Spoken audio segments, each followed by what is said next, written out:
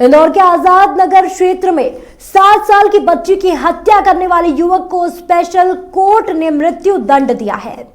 जल्दी सुनवाई करते हुए कोर्ट ने 5 माह में फैसला सुना दिया है। घटना पिछले साल सितंबर की है। हत्या करने वाला कोई और नहीं बल्कि उसके पड़ोस में रहने वाला युवक सद्दाम उर्फ वाहिद ही था। उसने मासूम के शरीर पर 29 वार किए थे और हाथों की नस भी काट दी थी। कोर्ट में इस केस की सुनवाई के दौरान बचाव पक्ष आरोपी सद्दाम को मानसिक विक्षिप्त बताकर कड़ी सजा नहीं देने की गुहार लगा रहा था, लेकिन कोर्ट ने गंभीर अपराध मानकर फांसी की सजा सुनाई है।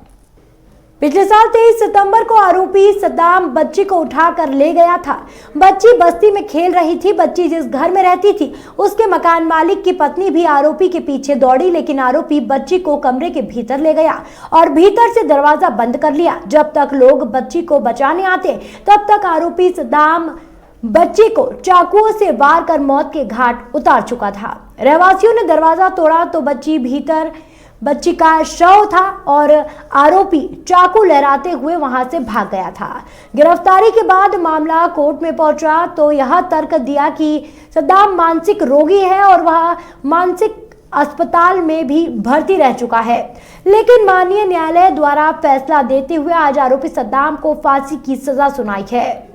आज एक फैसला आया है जिसमें आरोपी को मृत्यु दंड दिया गया है। उसके बारे में आपको थोड़ा समय ब्रीफ कर दूं, बाकी आप जजमेंट से लीजिएगा। दिनांक 23/9/2022 की घटना है। ये घटना सुबह 11 बजे की है। एक थाना आज़ाद नगर के अपराध क्रमांक 625/2022 की है। आज़ाद नगर थाने के अंतर्गत एक कुआं है जहां पे सद्दाम नामक व्यक्ति जो आरोपी था वो निवासरत था।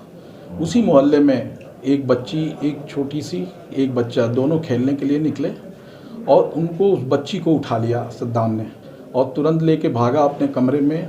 और जहां उसके साथ अनैतिक कार्य करने का इरादा रखा था, लेकिन चूँकि जब अपने कमरे में घुसा तो उसकी खिड़की थी, वहाँ खिड़की पे लोग इकट्ठा हो गए, उसके दरवाजे पे लोग इकट्ठा हो गए, खिड़की पे सारी चीज़ दिख रहा था। तो उसे लगा कि अब मैं बुरी तरह उलझ गया हूँ। बस उस बच्ची को चाकू से गोद के मार दिया। 29 घाव लगे थे।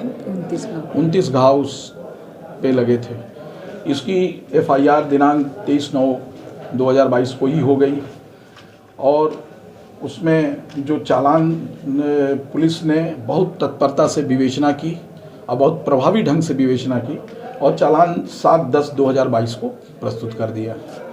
उसके बाद आरोप तर्क न्यायालय में जब लगा 31/10/2022 को, इसके पूर्व पुलिस ने अभियोग पत्र प्रस्तुत कर दिया। 31/10/2022 को न्यायालय ने आरोप तय कर दिया। सर, कितने समय बाद किसी आरोपी को फांसी की सजा हुई है?